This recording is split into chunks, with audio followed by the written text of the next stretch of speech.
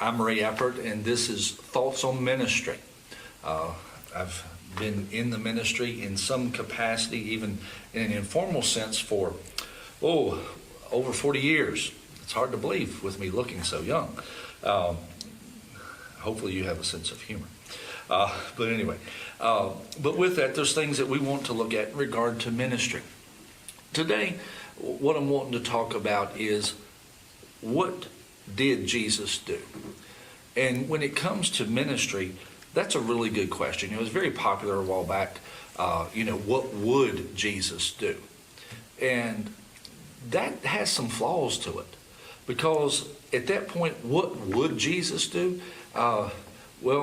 You might come to some conclusions that would be wrong, because if your view of Jesus is inaccurate, then you get put in a situation, well, what would Jesus do? And that's not actually what he did do when he was in a situation like that. It's more appropriate to ask the question, what did Jesus do? Because what he did is what we're supposed to do. We're to be imitators of Christ. We're to follow him. So it's not a question of what would he do, because that comes down to a lot of religious thinking. It comes down to sometimes a lot of people's Christianity is more philosophically based than scripturally based. It's amazing. I've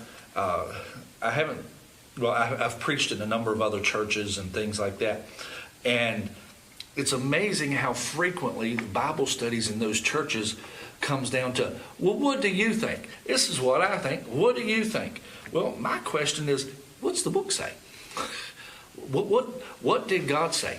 What did Jesus say? What's the Bible say? That's really what I want to know. Because bottom line is, when my life's over and this is done, then I'm going to stand before him. I'm not going to stand before you. I'm not going to stand before other people. I'm going to stand before him.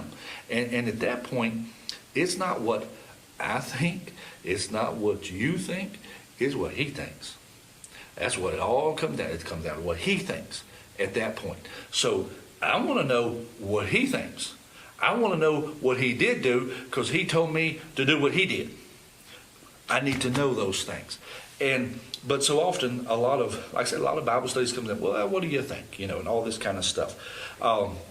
There's things that the Bible's not clear on, and we have our thoughts, and that's not all wrong. But we need to understand when it's our thoughts and it's not God's thoughts.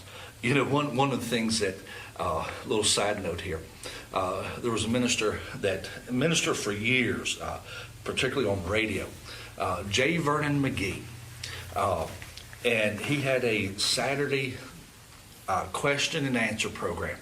And people would write in and ask questions, and then he would take time and answer them.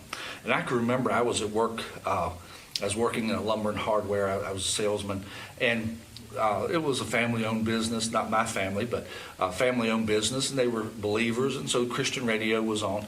And J. Vernon McGee came on, and he said, well, today our question is about women in ministry, women preachers.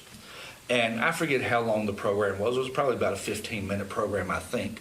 But he probably spent about 10 minutes telling how he didn't like women preachers, all the problems with women preachers, and all the difficulties with it, and everything. And then he goes, but it seems as though God does not hold to my opinion. Well, number one, I was shocked after all the stuff he had said, that he said, but God does not seem to hold to my opinion. And then he shared a few things from scriptures. But it's amazing how many people can't do what he did, separate their own thoughts from what the Bible actually does say. And you see, one of the biggest things that when you look into the Gospels, and we're just going to kind of do an overview today with some of that, is Jesus took people from where they were and tried to get them to take the next step. He tried to get them to go a step in the right direction. You see, let's take a couple examples.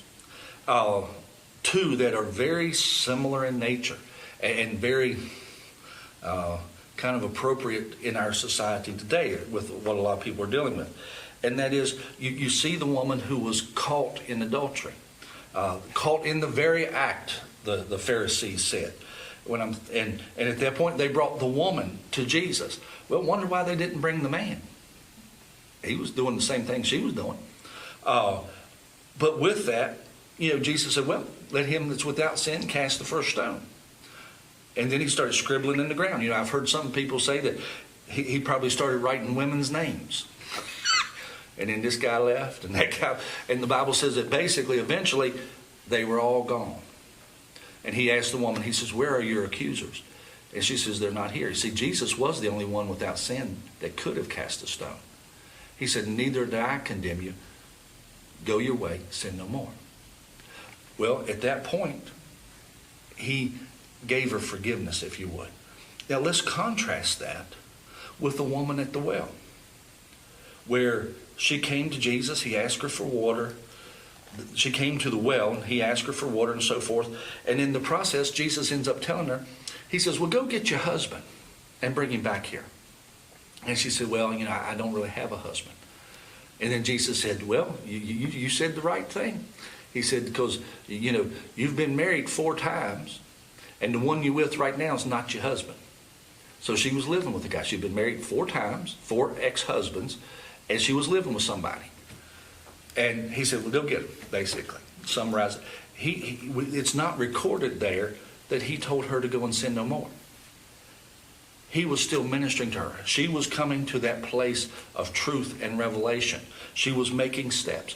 Jesus, 2 people in very similar situations, Jesus handled them differently. And you see, the thing of it is, he met them where they were. He met them where they were. We have to have a heart for the people that we're ministering to. We have to have a heart for the people that we're dealing with. We have to see, where are they? You can't go from A to Z in spiritual growth. You can go from A to B. It's a step at a time. It's a walk by faith. You take one step at a time. It's not a leap. It's a walk. Right foot, left foot. Right foot, left foot. A, B, C, D. That's the way we have to do this. That is what Jesus did do. Well, I hope you're enjoying this. I hope you come along with this journey for our thoughts on ministry. You can go to YouTube, Facebook, follow us there, like it, subscribe. Leave a comment particularly if there's some questions that you have about ministry or a situation. Be sure and write those in, and we'll see what we can do with some of those. But it's great to serve God, and join us again the next time for Thoughts on Ministry.